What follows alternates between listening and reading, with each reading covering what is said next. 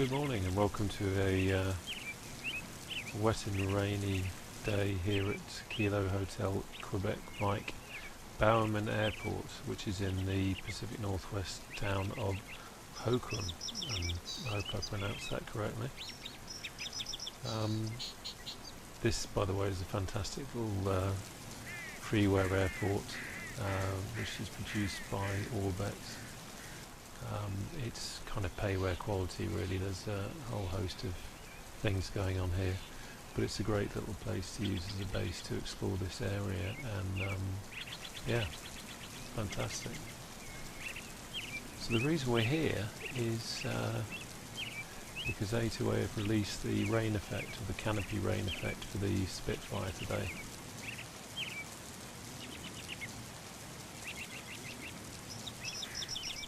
Okay, so this is what we're talking about when we talk about the rain effect. As you can see, it's pretty cool. It's a very realistic rendition of rain hitting, running down the canopy. You can see there's a, in terms of the angle of the glass, am I imagining it? I'm kind of thinking I'm seeing a different density of droplets as well up here in the front panel on the top. Possibly seeing a different density as well. It's how it appears anyway. It looks pretty good to me. The great thing about these, as we're going to see as well, is they respond to the airflow. Now, okay, some people, especially people who are new to simming or have never really done simming, might think, well, why are you getting so excited about raindrops? I think the thing about flight sims is they're incredibly complex. This isn't like a video game where you are able to concentrate maybe a lot more on visuals. A lot of flight simming is about physics. It's about actually simulating the aircraft, which uses a lot of computer power, and so trying to add incredible visuals like this is quite a challenge. Now, I'm no expert on these things, and people might think, I'm talking a load of, as we would say here in the UK, cobblers, but that's kind of my understanding of it. And the reason why something like these raindrops is exciting for people that fly on flight simulators is because it's all about immersion. You hear that word a lot when looking at add-on software and things for flight simulators. What we're trying to do is make the flight simulator as real as possible. We're trying to emulate what it is to fly an aircraft, and anything that adds to that, or whether it's scenery, the physics of the aircraft, or even little things like these raindrops, add a huge amount to that. And A2A have certainly done a great job with this. The Spitfire is a beautiful aircraft to fly. It's the Accu-sim Spitfire. This one is the Mark IIB, you can see from the cannons there, with a repaint by Tom Weiss. Beautiful aircraft, and then you've got a little thing like that which adds to it. Anyway, I'm going to stop getting misty-eyed here about raindrops, and let's have a look at what it's actually like. So what we're going to do is we're going to go for a short flight around Bowerman here.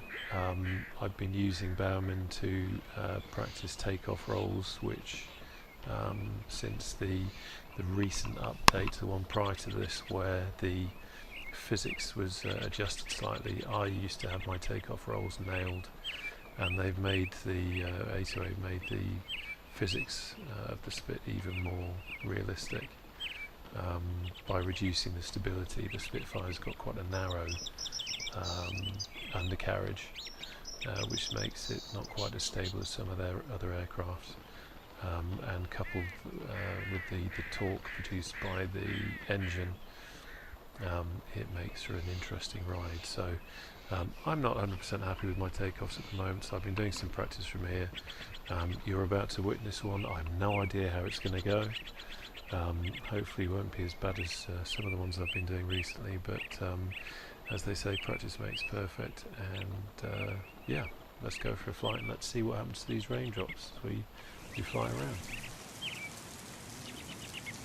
Okay, so let's get going. We don't want to hang around too much here, as the Spit does like to overheat quite quickly. So we're going to do a quick startup. It might not necessarily be by the book, but yeah, speed's of the essence here, and we're here to see the raindrops anyway. This is not a startup tutorial by any stretch. So let's have a look quickly running through it. I want my, there we go. You'll notice that the light didn't come on there. This is because the last time I used it I foolishly left the electrics on, and as a result I haven't got enough power to operate my gear light, but that will soon be rectified once we start charging up the battery a little bit. So fuel mixture, we want down to auto rich. We're going to crack the throttle. We want prop fully forward. There we go, that's good, that's good, that's good, happy with that. A little bit of down trim. Okay, magnetos on, generator on, fuel cops on, uncover the starter switch, check park and brake on, yes.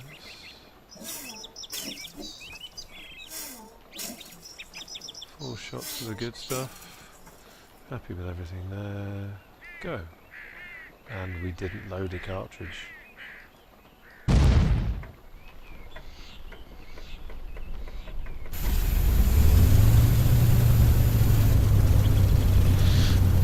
Checking our T's and P's. All pressure's good.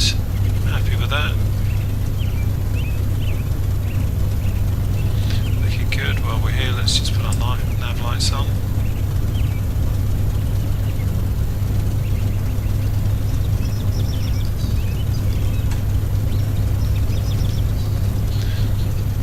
Stuff away, and P2 on while we're here.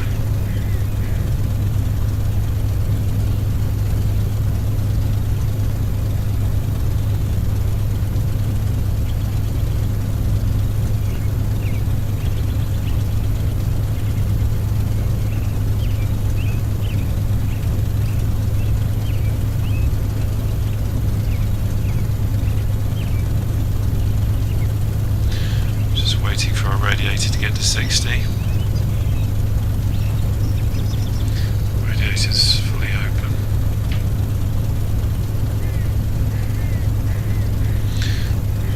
While we're waiting for the radiator, let's quickly check our compass.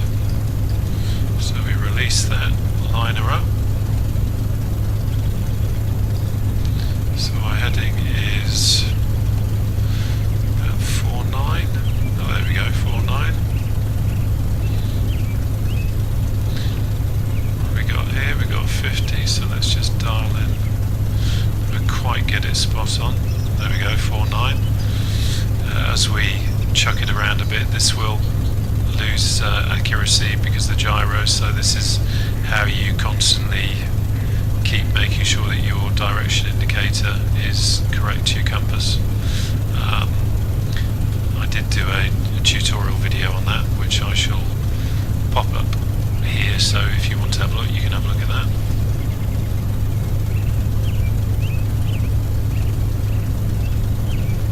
Okay, there we go.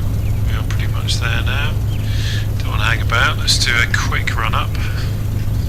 Quick being the operative word. Let's hold the tail down.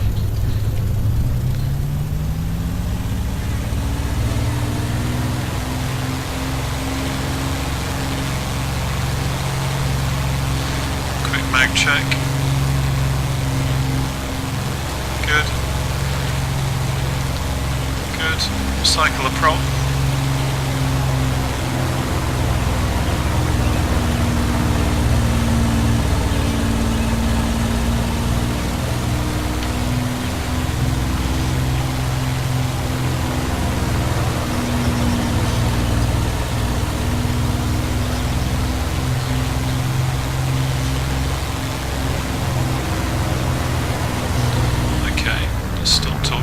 engine now.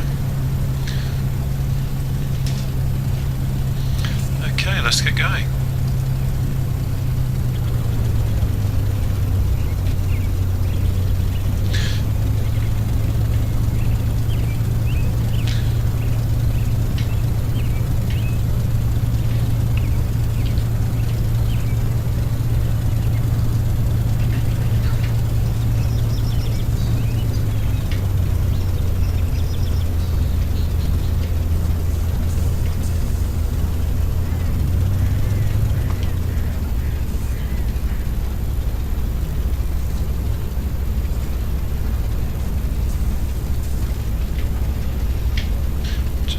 Nothing coming, that would be most unfortunate.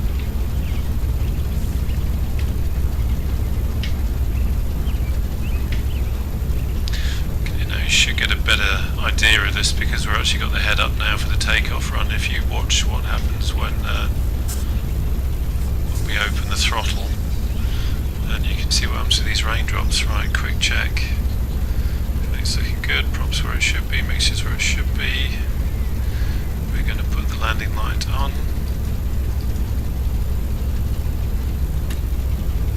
Which we should have done before entering the runway. That's good. Happy with that. Temperature pressures are good. Okay, let's go.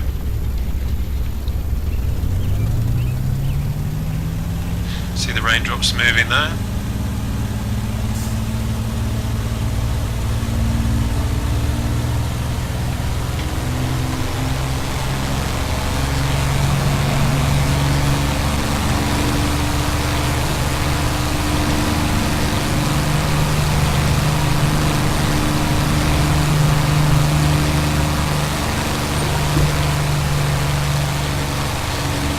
Off on the propeller.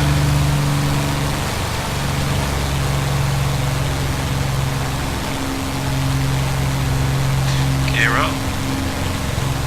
Now that we charge the battery a bit, we've got a light indicator.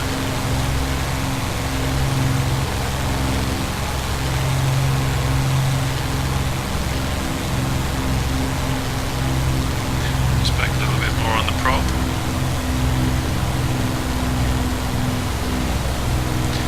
See how those raindrops are running down the canopy.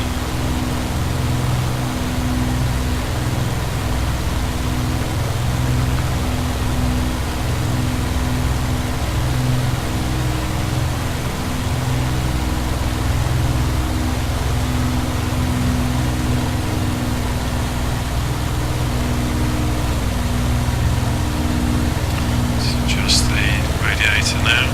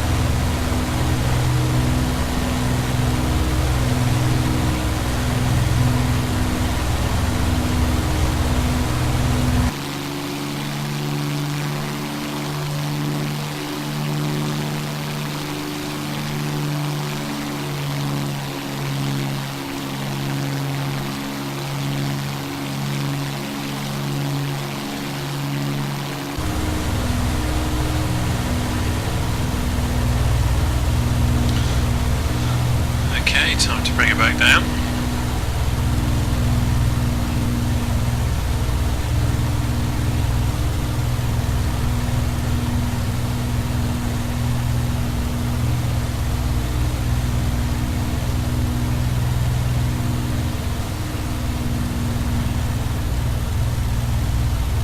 So I've got prop fully forward, just in case we need to suddenly pull off.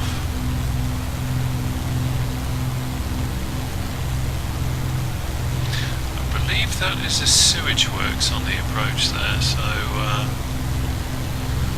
luckily we can see it but we can't smell it. Just waiting for the speed to come off now to below 160 miles an hour so I can drop the gear.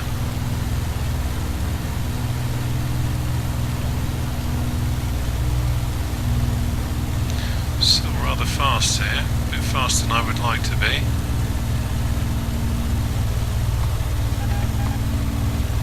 It's 160, gear down.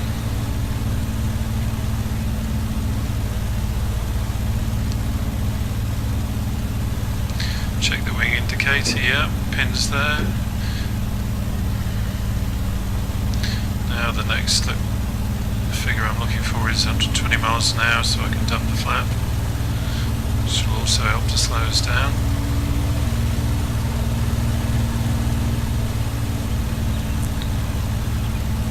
There we go, flap down, we're going to go up slightly.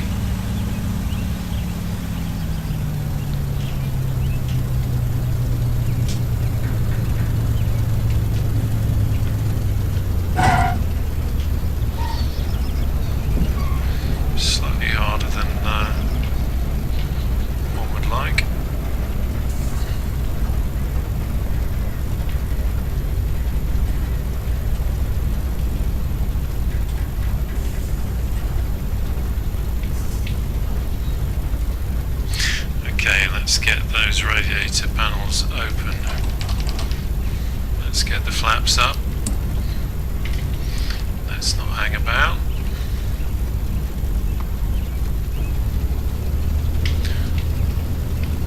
Just having a quick look over there to see where our exit is. Let's get a move on. So if I give the engine a quick blast, you'll see those raindrops move again. There you go, look at that. That's pretty cool.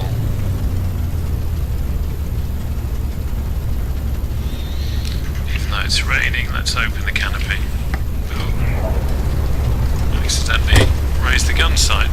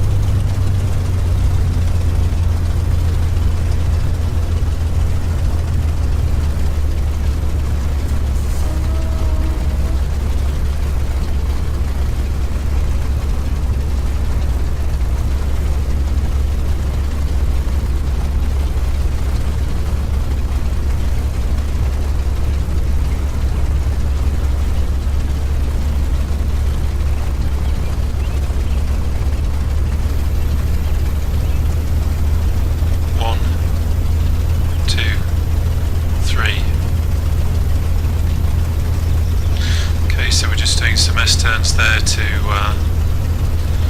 make sure we can see where we're going. Temperature's getting a little bit warm there, but luckily we won't be tracking for much longer.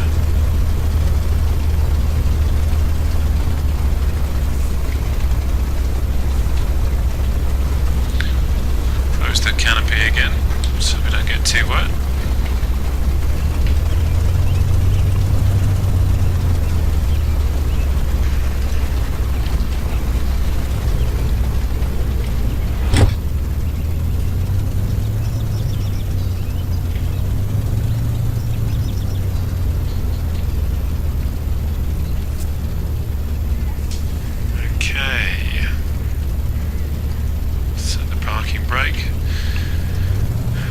Increase the RPM to clear the plugs. Everything's looking good. Okay, let's close it down.